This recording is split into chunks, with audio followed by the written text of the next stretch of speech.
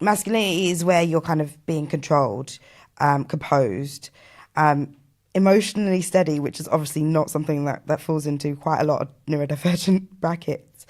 For example, ADHD doesn't always sit neatly within those expectations. It actually is the quite opposite. We, in a lot of neurodivergent bubbles, will have emotional dysregulation, bad executive functioning, and rejection sensitivity. So that kind of leads you to masking, like what you were talking about, Christopher, or suppressing emotions or feeling misunderstood.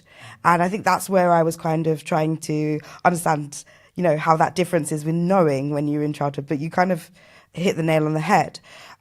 So yeah, I suppose where I'm going is, how did your neurodivergence really shape who you became as a black man, as an adult, going on from high school onto where we are now, really? I'm going to go back to you, Timmy, because you'd started to articulate that so well.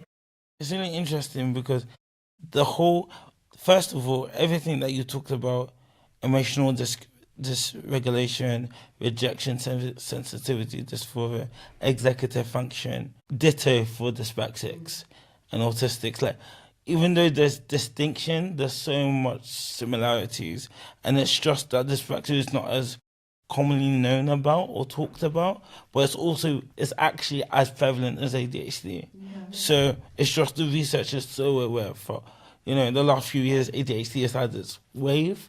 Dyslexia, we're still praying to God for our wave. And there's so many, even babes that are like, yeah, I've got ADHD, I've got ADHD, I'm ADHD, I've got dyspraxia, dyslexia, and they start listing. Exactly.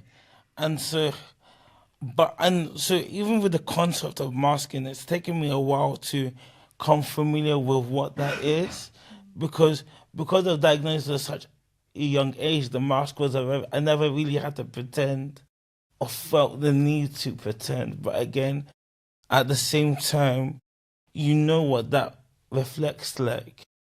What do you mean when you say you know what that reflects like?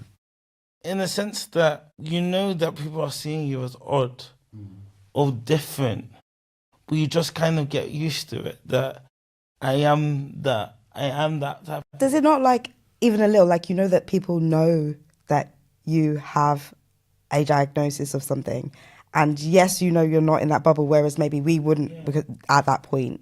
But still, I still feel like it might feel a little bit of a way. Am I wrong?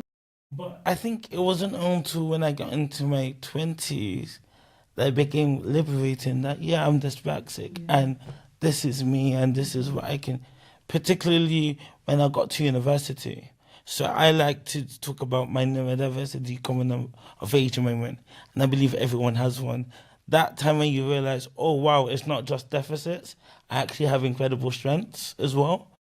And that was when I got elected as the African Caribbean Society.